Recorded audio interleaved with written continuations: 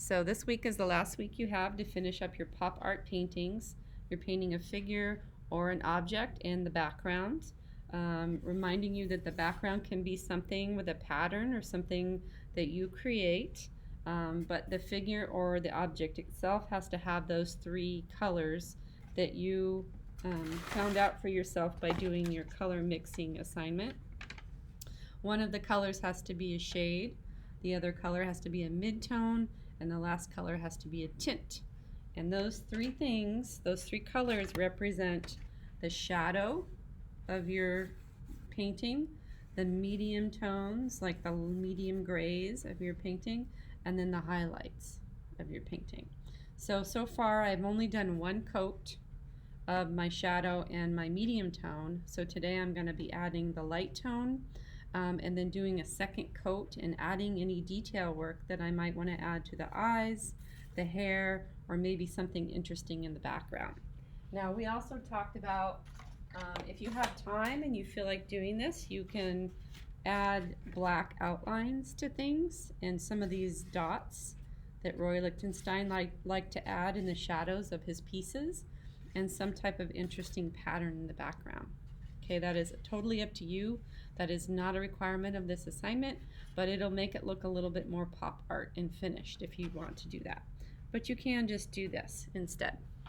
All right, so I've got my red, my black, my yellow, and my white. Those are the colors that I need to mix all three of my tones. So first thing I'm going to do is take my big brush and I'm going to mix my tint. Now my tint is a very, very pale yellow.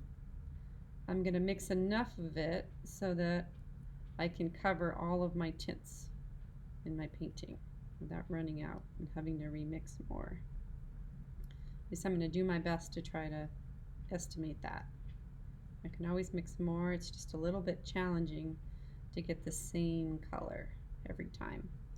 Remember though, this is your base coat, so your second coat is really what's going to show up. Okay, then I'm going to use my smaller brush and I'm going to really wipe it down with the paper towel so that I don't have a lot of water in my painting. And I'm going to go in and just finish up this painting with my highlights. Again, I like to outline the shape first and then fill in as I go. Now this lighter color might, your pencil might show through, but that second cone it'll disappear. See, you can see that L a little bit. So I'm going to go and even now your highlights are going to be tinier shapes because there's just less highlight on the face. If your object is super shiny, it might have a lot more of this highlight, but for me, I don't have a huge amount of it. Beck has light blue eyes, so his eyes are going to be pretty pale looking here. Now when you guys are done, I don't want to see any white on the page. So no paper should be peeking through. You've got to get coverage on everything.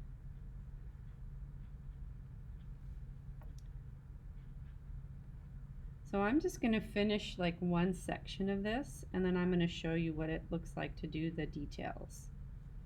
So I'll be working a little bit on the eye and a little bit on the hair. But like I said, I don't want this demo to go too long because I want you to have time to work. So I think I'm just going to work on this side of the face, and I might do a little bit because I haven't actually added the orange yet to the hair. So I'm going to do a little highlight in the hair, knowing this is a base coat.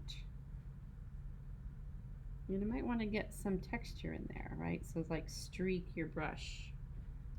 Get expressive. Think about, you know, painters like Van Gogh and Monet, painters that were impressionists or post-impressionists, where you can see the brush stroke in there. It might be a nice contrast to your outlined pop art lines here, like paint by number image. Okay, so pretend like I did this to the entire painting, and then I'm just going to work on some details. It's actually kind of hard for you guys to see in the webcam, this light yellow. It looks kind of white. Maybe if I come up really close. You can see it's painted at least. All right, so what do I mean by details? Well, after I've done my second coat in certain areas, I'm going to go back and I might mix a little bit more of my shadow color, which is this maroon. And I'm going to go back in with the smallest brush I have, and I'm going to do some little details. Like I might give him a little bit of a eyeliner line, right? The lash line, and maybe a little bit of dark in his pupil, maybe a little outline around his eye, maybe some details here to kind of define his eye a little bit more. And I might want to add some flecks to his pupil to show that he might have some different colors in his eye. So I gotta remix my orange here.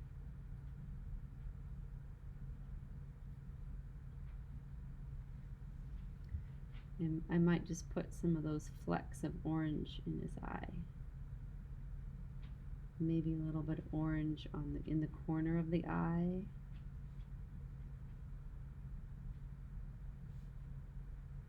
I could put a little bit of texture maybe in his eyebrow, wherever I think it's medium toned.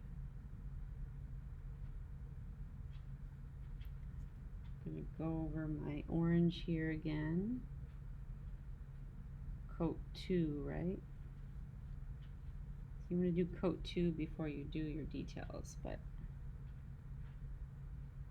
make sure my lines are nice and sharp. Load up your brush.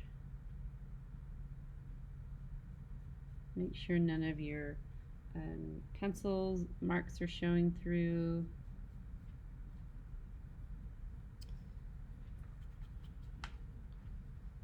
If you're doing a face, it's always a good idea to add that final little light reflection in the eye. That makes the eye look more human.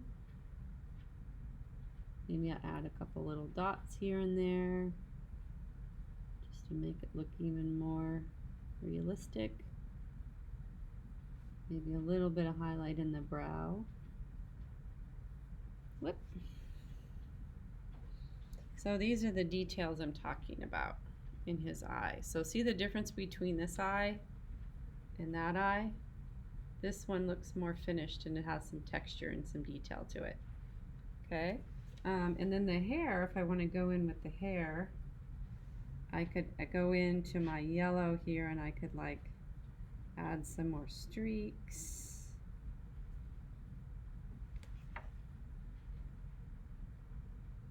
Give a little bit of texture. Maybe allow some of those colors to blend a little bit because the paint's wet. You know, have all three of your colors mixed in on your palette. And then what do I want to do for the background? How's the background going to stand out against the rest of this? Well, I could think about Beck. I could think about his personality and his music. His music is really fun and kind of poppy, actually. Some of it isn't. Some of it's a little bit slower and a little bit moody. But a lot of it is very dancey and poppy and fun. So I think I'm going to take my orange and maybe do some zigzag or some lightning bolts in the background.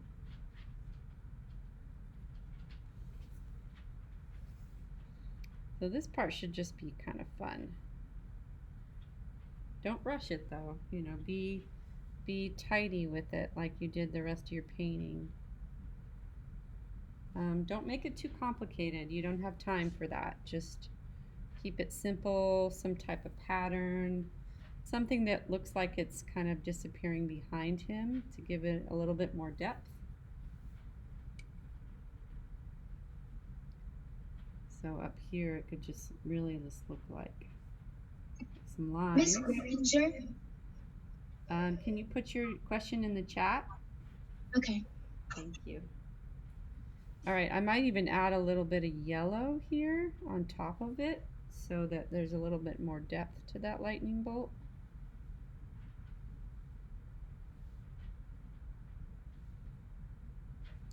I know I'm probably close to my time. And then if you have time, you want to go back in and do your pop art outlining, then you can just decide where that goes yourself. So you really can take black and you want to just do, I would do in some outlines of like the chin and the face. You could do some details on the nose and the lips. I can take a picture of that John Lennon painting.